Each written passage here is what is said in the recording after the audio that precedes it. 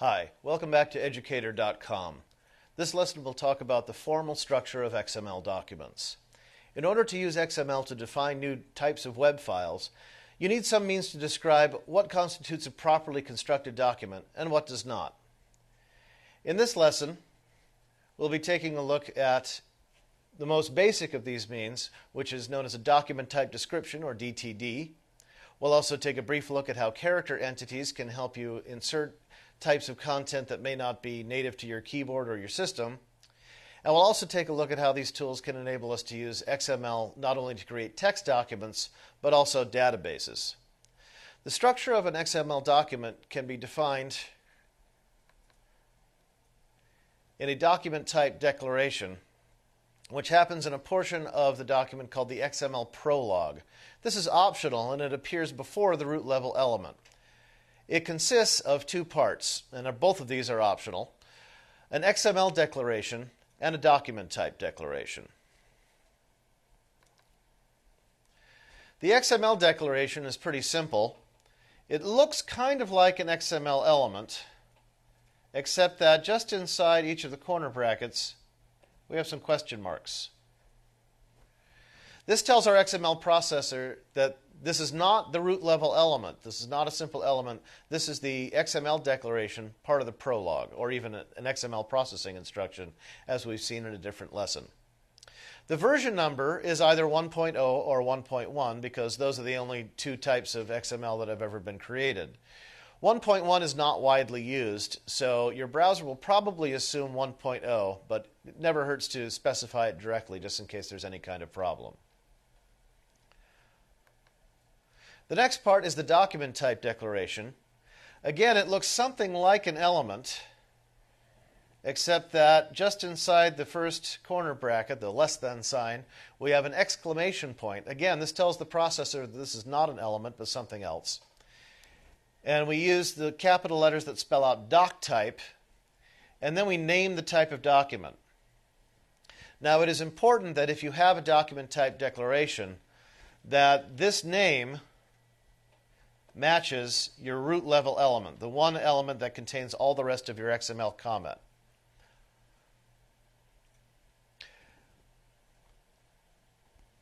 If it does not match, then you're going to have a problem. Your XML processor is going to throw an error. We then have these square brackets, and that defines something called an internal subset. What goes inside the internal subset is a document type declaration. So let's take a look at what one of those is. We have a file called message1.xml, and it is, as far as its actual web content is concerned, it's the exact same as the message file that we've seen several times in other lessons. This is our actual XML content here, and above it is our prologue. We have our XML declaration declaring version 1.0, and then we have our document type declaration, and in it we have what are called element declarations. Now, an element declaration consists of something like the doc type declaration in that it has this word element here, and then it's followed by the element name, and then what is supposed to go in that type of element. Getting back to our example file, we have a declaration of an element right here. We're defining an element called message, our root level element. We know that because that's the doc type we declared. And its contents are described in these parentheses. We have a from element, a to element, a message text element, and a sig element. And the sig element is optional. That's what the question mark means here. It means you can leave it out, and if you don't leave it out, there can be only one of them. Each of the other elements is defined here, and their content simply says PC data with a number sign there. PC data stands for parsed character data. It means that it simply contains text, but the XML processor is going to weed through that text to see if there's any important information in there.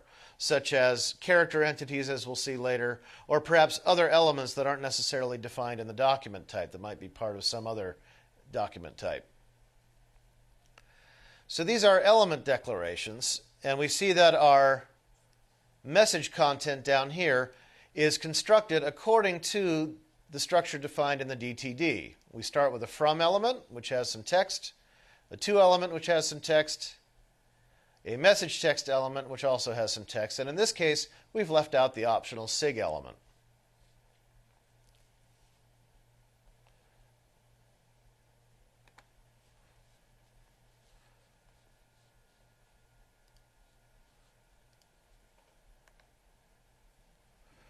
Something else that we can put in a DTD are attribute declarations.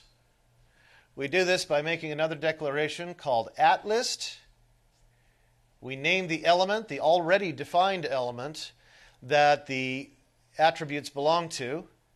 Then we list an attribute name and whatever allowable content goes into its value. The reason it's @list instead of simply attribute is that you can use an @list declaration to name more than one attribute that goes with a particular element. Let's take a look at an example of that in the file message2.xml. This is the same as message1, only we have added two @list declarations. We've added one for the message element that says it has an attribute called length, and in the parentheses here, we're saying that there are three possible values: the word brief, the word normal, or the word long. And these are separated by vertical lines within the parentheses. And then after that, I've put what is the default value. If you don't include the attribute, since I haven't said that it's required, I can say what the browser or other XML processor should assume the value is if we haven't specified it. And down here, we've changed our content so that our message element has a length attribute with the value brief. Another attribute that we've defined is for the sig element, and we've called the attribute loc for location. The sig element is empty, so what we might use it for is to describe the location of a file that contains perhaps a V card or an H card or some pre-formatted signature that we'd like to use in our message. Because the sig element is empty, if it doesn't have this location attribute, then it's going to be kind of useless. So up here, we declared it to be required. Since it's probably going to be a URL or some other indicator of where a particular file is, we're describing its content as CData. Like PC data in the element declarations, CData is character data, only in this case we don't expect the XML processor to sift through the strings and search for anything else. We want it to simply pass on the attribute value to our main program and so that it can do whatever it needs to do with it.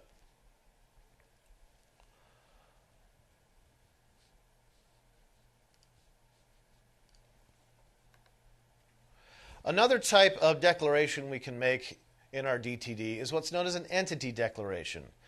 These are meant for character or text substitution, and it's useful if there's some long string of text that you may use several times in a document. You don't want to have to keep typing it out every time you need it. Or if you plan on using any type of character or symbol that's not on your keyboard, you can predefine it as an entity and then simply use what's called an entity reference to make that character appear on screen. For instance, in XHTML, we have something called the sent entity. An entity reference always starts with an ampersand and ends with a semicolon. And if we name the sent attribute, then it's going to place the US currency cent sign on the screen in place of the portion of the text where we put the entity reference. I can also use numerical references. This is a hexadecimal numerical reference to a Unicode symbol. And what should appear on screen is this combination AE, common to Greek and other European texts, that's not going to be on my American English keyboard. And we can take a look at some entity references here in the file message3.xml. Here I've defined an entity that I'm calling SNDR for sender, and its text is Mr. Sender, which is what I've described myself as in my message. I've also changed the content of my from attribute. Instead of saying Mr. Sender directly, I've changed it to be an entity reference. Here's that ampersand and a semicolon. And I've used the same entity name that I used up here. Now, what my XML processor should do is parse through this character data here, notice that it's an entity reference, and substitute the proper text. And I can see this if I open the message3.xml file in a browser. Here's my from element, and instead of the ampersand and semicolon and everything else, my XML processor has substituted in the text and passed it onto my browser so that it can be displayed on screen.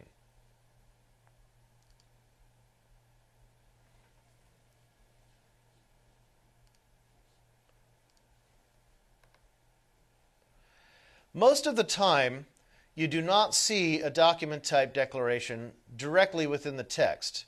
The purpose of defining a document type is so that you can create a lot of different examples of it, usually.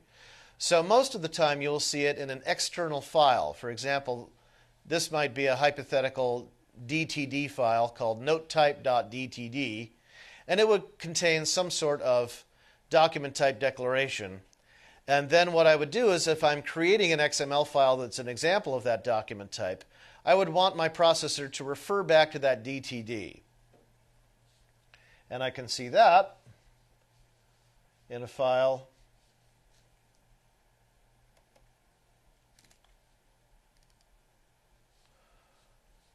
called messagedef.dtd. This is essentially the same DTD that I had in my message3 file minus the entity declaration.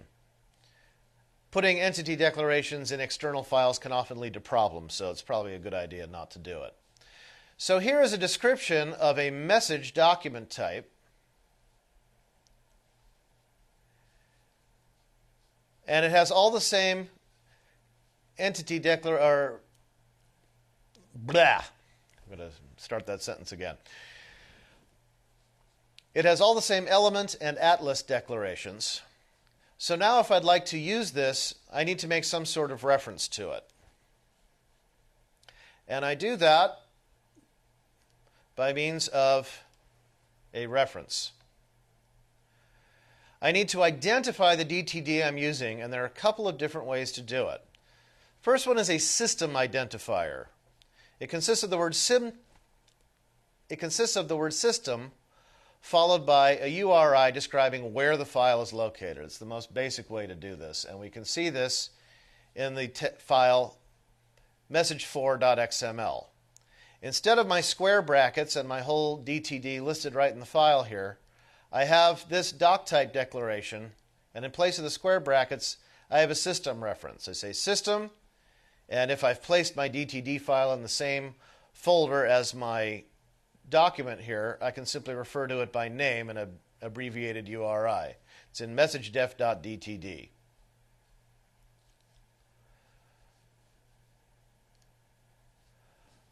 Another way to refer to where the DTD is located or what type of document you're using is called a public identifier. This consists of an FPI, which I'll describe in a moment, and then it's followed by a system identifier, which would be the URI up here.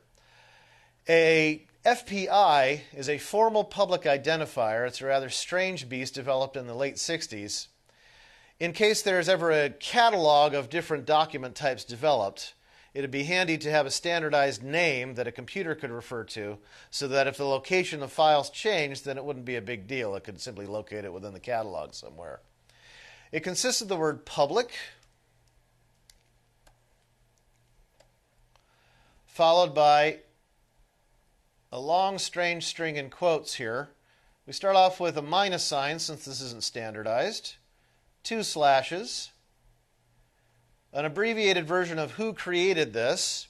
We'll pretend it's some entity whose abbreviation is WRV. And then we include 2 more slashes, the letters DTD, followed by the name of the type of document there is, 2 more slashes, and then a 2-letter abbreviation indicating what language the DTD is written in this case, EN for English. And then we follow that with the actual URI. So let's take a look at an example of that in the file message5.xml. This is the exact same file as message4, only we've included the word public. We have a formal public identifier here, so we're saying this is a non-standard document type created by educator.com, and it's a DTD of message written in English, and it's located in the file messagedef.dtd. The reason I wanted to be sure to include this is if you're ever sifting through web files, it explains what you're looking at when you see a particular item at the beginning of the source code. Here, for example, is the educator.com homepage. And here is the source code. And you see this in a lot of source codes for web pages. We have our doc type declaration. We've named our document type called HTML, and that is in fact our root level element here. And here's a formal public identifier, the word public, followed by a description of what type of document we're using, and in this case XHTML 1.0 transitional, followed by the actual location of the DTD file at the World Wide Web Consortium website. You can actually open this file, this DTD file. It's, I believe, a couple of hundred pages long, very long, because a web page is actually a more complex beast than it seems, so I wouldn't recommend reading it directly. But it's defined in such a way using these same declarations so that everything that can go into an XHTML web page can be defined. So with the ability to define precisely the contents of each element, XML lends itself particularly well to creating databases.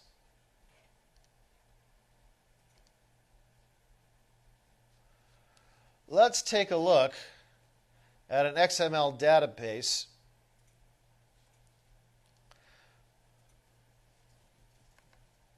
So after we've seen how to create a DTD for a database, we'll take a look at validation. You can take a look at the file addrbook.xml, which is meant to be an address book.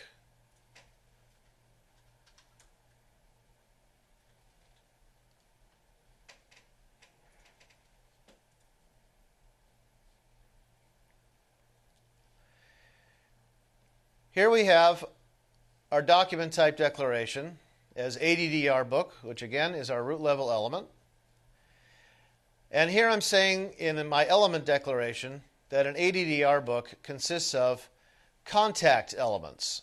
This asterisk here means that the contact element can appear 0 or more times. So in case I'm just starting my address book file and I don't have any contacts yet, I'm not going to invalidate it, but I can have as many contact elements as I like. Now I describe the contact element as consisting of a name element, an address element, and a phone element. And each of these elements is declared as being parsed character data. So what I can do here is I can create a database of address book contacts. Here's the first contact record. It's got a name and address.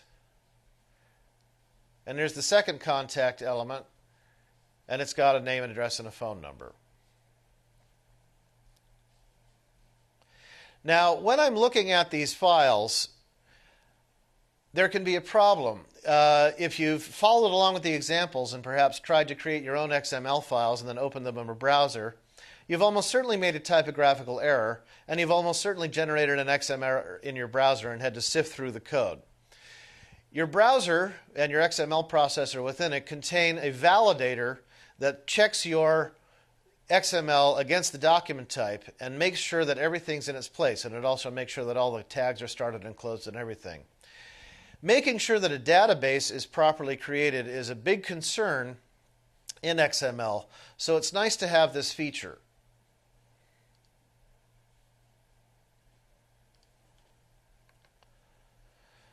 So, in this lesson, we've seen that XML documents can have a prologue that specifies the version of XML that we're using in a document. We can describe the type of XML document that we're using, and we can even give a detailed description of the underlying structure of that particular document type. Thank you for visiting educator.com.